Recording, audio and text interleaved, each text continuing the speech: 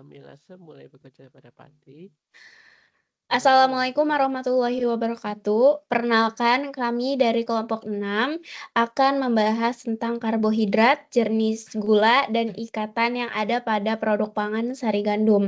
Perkenalkan, nama saya Nitisara Indriani dengan NIM akhir 15. Perkenalkan, nama saya Ririn Soleha dengan NIM belakang 02.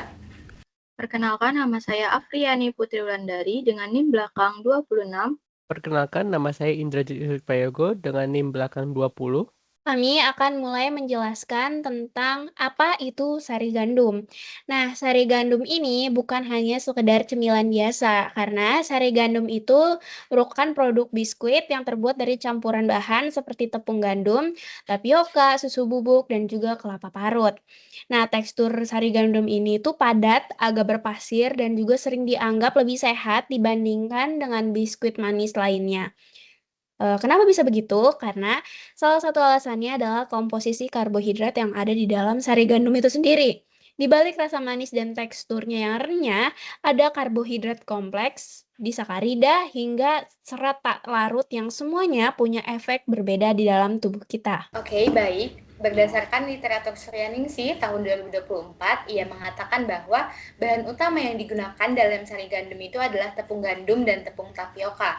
Nah, keduanya ini dikenal karena kaya akan kandungan pati, yaitu jenis polisakarida yang berfungsi sebagai penyimpanan energi. Nah, patinya ini tersusun atas dua jenis utama. Yang pertama itu ada amilosa dan yang kedua itu ada amilopektin. Nah, amilosa ini merupakan rantai lurus dan molekul glukosa yang terhubung melalui ikatan glikosidik yaitu alfa 1,4. Nah, kemudian untuk amilopektin ini merupakan struktur bercabang dan terdiri dari ikatan alfa 1,4 serta cabang dengan ikatan alfa 1,6. Pati ini mulai diurai oleh amilase saliva di mulut, kemudian dilanjutkan oleh amilase pankreas di usus halus, lalu dilanjutkan sehingga hasilnya ini jadi maltosa lalu glukosa. Nah, glukosanya ini kemudian diserap oleh sel usus, kemudian masuk ke darah, lalu akhirnya akan menjadi sumber utama untuk sel-sel tubuh. Kemudian, karena amilosa ini kan lebih lambat gitu untuk diurai, jadi biskuit ini memberi rasa kenyang yang lebih tahan lama pada saat kita mengonsumsinya. Nah, sedangkan untuk amilopektin ini memberi energi yang cepat gitu, jadi kombinasi kita memakannya itu pas gitu buat camilan kita sehari-hari. Nah, kemudian di dalam sari gandum ini juga terdapat karbohidrat dari susu dan kelapa. Nah, susunya ini susu bubuk. Susu bubuk ini mengandung laktosa, yaitu disakarida dari glukosa dan galaktosa. Ikatan antara dua gula ini adalah beta 1,4 glikosidik. Nah, beta 1,4 glikosidik ini memiliki sifat yang unik karena butuh enzim laktase untuk memecahnya. Kemudian, kalau kamu punya cukup laktase, umumnya pada anak-anak dan sebagian orang dewasa, laktosa ini akan dipecah menjadi glukosa dan galaktosa, kemudian diserap di usus. Akan tetapi, kalau kamu punya intoleransi terhadap laktosa, laktosa ini tidak dapat dipecah. Dia akan masuk ke usus besar, kemudian difermentasi oleh bakteri.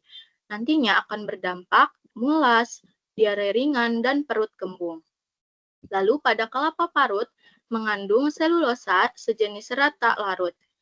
Walaupun dasarnya juga dari glukosa, ikatannya adalah beta 1,4 glikosidik, dan manusia nggak punya enzim untuk memecahnya. Artinya selulosa ini tidak dicerna dan tidak diserap, tapi manfaatnya besar dalam membantu pergerakan usus, mencegah sembelit, dan menjadi makanan baik untuk bakteri di usus besar. Nah, fermentasi oleh bakteri ini menghasilkan SCFA yang mengandung asam lemak rantai pendek. Nantinya penting untuk kesehatan dinding usus. Lalu, rangkuman jalur pencernaannya seperti ini. Pertama, mulut. Amilase mulai bekerja pada pati. Kedua, lambung. Aktivitas enzim berhenti, tapi makanan diolah. 3. Usus halus. Amilase, pankreas lanjut bekerja.